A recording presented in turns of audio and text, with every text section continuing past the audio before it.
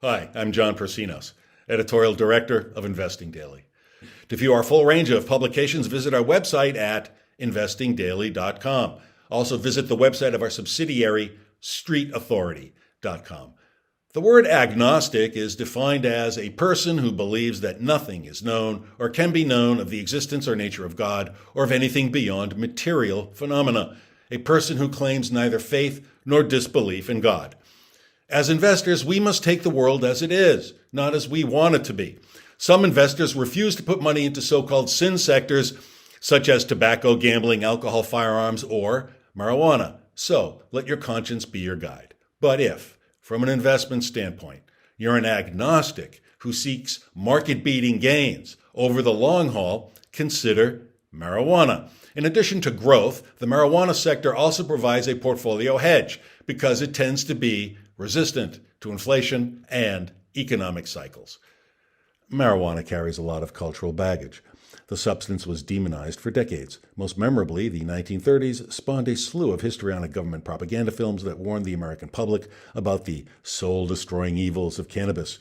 These films are considered inadvertent comedy today, but back then, the message was taken quite literally, and the influence of these movies lingers to this day. The war on drugs, launched by Richard Nixon in 1971, is today considered a failure built on lies. But until attitudes started to soften in the 1990s, it encompassed the prevailing wisdom. Contemporary opponents of marijuana legalization, well, they regurgitate the disinformation spawned by the war on drugs. They argue that marijuana is a gateway to harder drugs, corrodes self-discipline, fosters laziness and welfare dependency, leads to criminal behavior, causes organic brain damage, on and on and on. Empirical scientific research has debunked all of these myths. As an investment analyst, I cover many sectors. For many years, aerospace defense has been my specialty, and it still is. To better understand the makers of military aircraft, I even learned how to fly helicopters.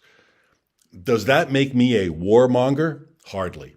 I also cover marijuana as an investment sector because I came to the conclusion during the early days of legalization in the late 1990s that society's shifting stance toward weed would present a massive investment opportunity. Does that make me a stoner? Of course not.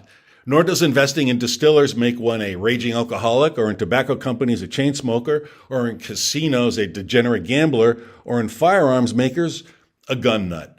How did the war on drugs come about anyway? John Ehrlichman, who served as Richard Nixon's domestic advisor, said the following in a 1992 Harper's Magazine interview.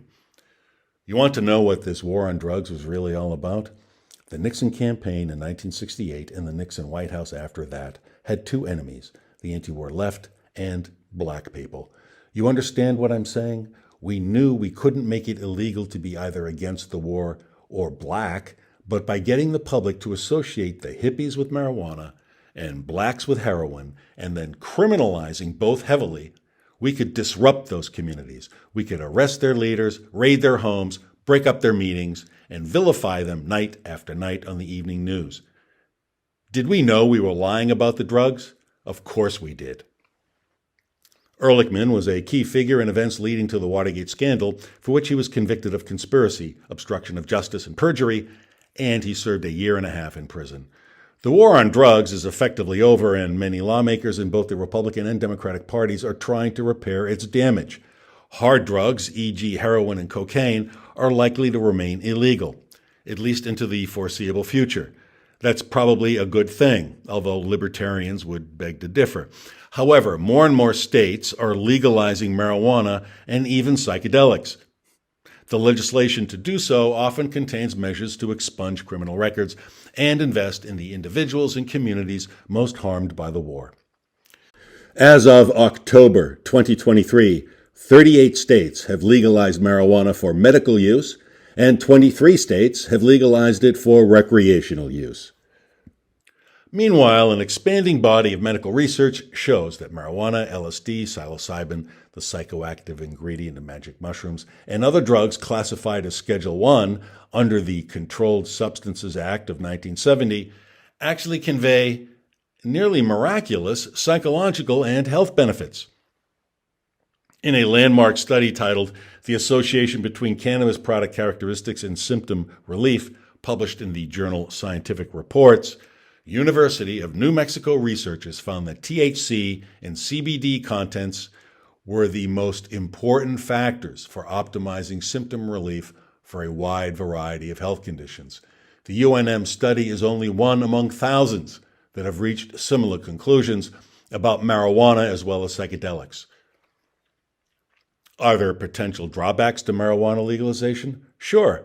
Notably, driving under the influence of THC, the compound in cannabis that gets people high, is dangerous and will rightfully get you arrested.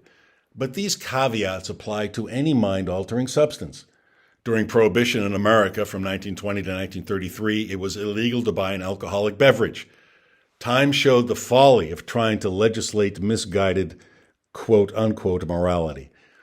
Prohibition fueled the rise of the mafia. Likewise, the war on drugs has fueled the rise of violent criminal gangs and cartels.